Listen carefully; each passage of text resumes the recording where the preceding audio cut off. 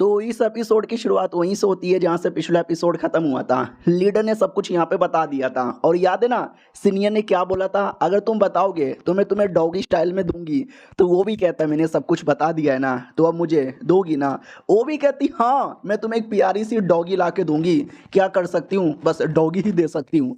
वो भी कहता व्हाट, डॉगी दोगी? अरे डॉगी स्टाइल, अरे दोनों में जमीन आसमान का फर्क होता है यार, प्लीज ऐसा यहाँ पे ना बोलो। प्लीज यार ऐसा यहाँ पे ना बोलो, मैं इसके बारे में किसी को नहीं बताऊंगा। वो भी कहती ठीक है, वादा यहाँ पे रहा, किसी को भी मत बताना, बाय। लड़का भी लग है, यानी ये देगी भी नहीं और उल्टा मेरे सारा बात यहाँ पे जान लिया। अरे चीटिंग कर दिया यार, इसने चीटिंग कर दिया। जा कहाँ रही हो? वो भी कहती है अपनी जूनियर से मिलने। ये भी कहता जूनियर, अरे उसको तो मैंने मार दिया था ना। ये भी कहती का बोले का बोले का बोले। वो भी कहता कुछ भी नहीं थे, कुछ भी नहीं। जाओ जाके मिलो। चलो यार, जब भी मिलने जाएगी तो पता चलेगा जूनियर टैब बोल चुका है। दिल को सदमा लगेगा और मुझे अच्छा यहाँ पे लगेगा। आओ आते हमारे मेन कैरेक्टर की ओर, जो अपने बुढ़े मास्टर से भी कहता है मास्टर वापस सेट में कब लौटना है? तो वो भी कहता है लौटेंगे लौटेंगे, आराम से लौटेंगे। अरे लंबे समय बाद अपनी बाबू से मिला हूँ, थोड़ा सा टाइम स्पेंड करके जाऊंगा, एवे नहीं जाऊंगा मेरी जान। वो भी कहती या भैया मेरे बाबू। हमारा मेन कैरेक्टर भी लग सालों का रोमांस देखकर मेरे को प्रॉब्लम यहाँ पे हो रहा है। वो बाल बना रहा था, लो मैं तुम्हारा बाल बना दूं। वो भी कहती यार ये अच्छे से यहाँ पे बनाओ। तभी बुढ़ा ये भी कहता रे उससे मुझे याद आया, टेंशन यहाँ पे ना लो, कोई हमारा कुछ नहीं बिगाड़ेगा। जो एल्डर्स लोग हमारे पीछे पड़े थे ना, मैंने उनके फैमिली के हर एक मेंबर को किडनैप कर लिया है। सालों ने अगर कुछ भी बोला ना तो मैं उनकी जान निकाल लूंगा। हमारा मेन कैरेक्टर भी लग बाप रे यार तुम कितने ज़्यादा कमीने आदमी हो। उससे मुझे याद यहाँ पर आया, लेकिन मैं अगर ना भी आता तो शायद आप इस मामले को देख लेते ना। एक सेकंड, इसका ये मतलब हुआ कि शायद मैंने लड़ाई किया और मेरा लड़ाई इन लोगों ने देख लिया, तो मेरा पावर इनके सामने एक्सपोज हो गया है, यानी कि इनकी नज़रों में अब मैं चोमू नहीं रहा। उतने में वो आ जाती है और कहती चलो यार मैं चली आई। तो ये भी कहती है अरे स्वागत है भतीजी। हमारा मेन कैरेक्टर भी लग भतीजी, भतीजी कह को बोले जा रहा है। वो भी कहती भतीजी ही लगूंगी नाम, क्योंकि मास्टर चाचा जैसे हो गए और उनकी बीबी चाची हो गई और चाची की नज़र में भतीजी यहाँ पर होता है। और फिर पूरा मैटर डिटेल में वो लोग आपस में डिस्कस करते हैं इशारे से, ताकि हमारे मेन कैरेक्टर को पता ना चले। इशारा बड़ा अजीब यहाँ पे था। तो सारे इशारे के बाद कहती है देखा देखा मैंने बोला था ना ये जूनियर कब से नाटक कर रहा है। वो भी कहता लेकिन तुम्हें कब आइडिया लगा कि ये नाटक कर रहा है? ये भी कहती पहली बार है जब इसको लेकर आई थी, जब मैं कल्टीवेशन करवा रही थी। लौंडा 8 बार फेल हुआ तो जाके फाउंडेशन बिल्डिंग लेवल पे गया, और ये पॉसिबल ही नहीं है। कोई बंदा क्यों ना कितना बार फेल हो जाए, 3 बार से ज़्यादा फेल हो ही नहीं सकता। ये रिकॉर्ड यहाँ पे था, इसने रिकॉर्ड तोड़ा, रिकॉर्ड नहीं तोड़ा बल्कि बस नाटक किया। पहला शक वहाँ पे गया और सेकंड शक, मैंने इसको इतनी सारी टेक्निक सिखाई, इसको पहले से भी आती थी, लेकिन आज तक इसने कभी कोई टेक्निक कोई उपयोग ही नहीं किया। कभी तैलिस्मैन, कभी आर्टिफैक्ट, कभी कुछ और ही यूज़ करता। तो वहाँ से शक यहाँ पे गया। और तीसरा शक, जब सारे बच्चे लोगों ने मिलकर इसको मारा ना, तो मैं इसको मरवा मालूम है क्यों रही थी, ताकि ये भी गुस्से के मारे फाइट यहाँ पे करे। लेकिन ये सहता गया सहता गया सहा गया, इतना कोई नॉर्मल बंदा सह ही नहीं सकता। ये सारे चक्कर के चक्कर में मुझे आइडिया लग गया। बुढ़ा भी कहता ओ माय गॉड यार तुमने तो वाकई में काफ़ी दम यहाँ पे लगा दिया।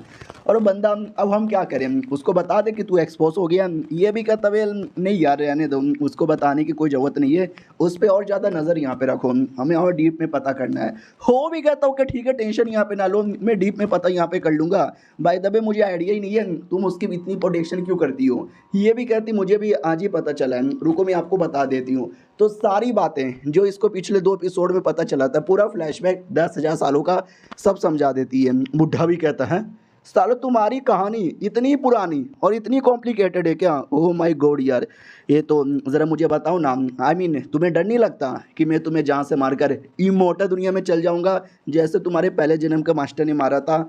तो ये भी कहती पहले जन्म के मास्टर में दम था और उस समय मैं चोमू थी, लेकिन इस बार मेरा मास्टर चोमू है और मेरे में बड़ा दम है। तो उसको बुरा लगता है कि मेरे मुंह पे चोमू बोल दिया रे।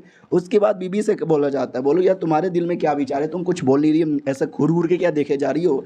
वो भी कहती वेल मैं 150 साल की हूँ, लेकिन मेरा कितने छोटे छोटे हैं और तुम्हारे कितने बड़े बड़े यहाँ पर हैं, मुझे भी बताओ ना बड़े कैसे बनाते हैं। दूसरी ओर हमारे मेन कैरेक्टर की फटी पड़ी थी कि मैं एक्सपोज हो गया, लेकिन सीनियर आती है और कहती क्या हुआ, बच गया क्या? ओ थैंक गॉड, अगली बार से मुसीबत में मत आना, ये लो तलिस्मैन, ये लो आर्टिफैक्ट, ये लो प्रोटेक्शन के लिए। हमारा मेन कैरेक्टर भी कहता शुक्रिया। एक सेकेंड, यानी मैं एक्सपोज नहीं हुआ, इसको अभी भी लगता है कि मैं चोमू आदमी हूँ। सही है यार, उन्हें मैं तो डर यहाँ पे गया था। बाय द वे तुमको मालूम चला मेरे पीछे बंदे कहाँ से आए थे? वो भी कहता लीडर, ये सब लीडर ने किया था। तो हमारा मेन कैरेक्टर भी कहता है अबे लीडर मेरे पीछे क्यों पड़ा है, मुझे क्यों मरवाना चाहता है। तो ये भी कहता क्यों लीडर शीयू को लाइक करता था और तूने शीयू को अपनी बना लिया। फिर लीडर तेरी जो गर्लफ्रेंड है ना उसको भी लाइक करता था, तूने भी उसको अपनी बना लिया। फिर लीडर किलर को भी लाइक करता था और तूने किलर को भी अपनी बना लिया। तूने उसके 3 गर्लफ्रेंड यहाँ पे चोरी कर ली, इसके चक्कर में वो गुस्से में आके तेरे पीछे पड़ गया। हमारा मेन कट्टा भी लग है।